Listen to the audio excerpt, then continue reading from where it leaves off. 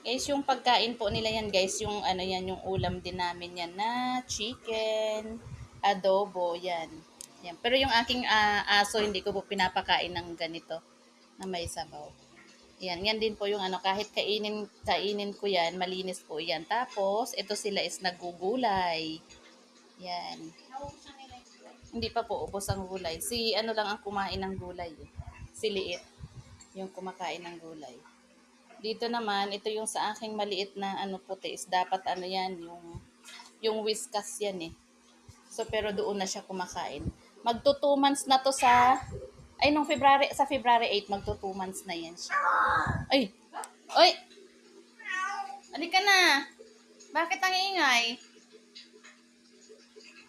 Saan ka pupunta?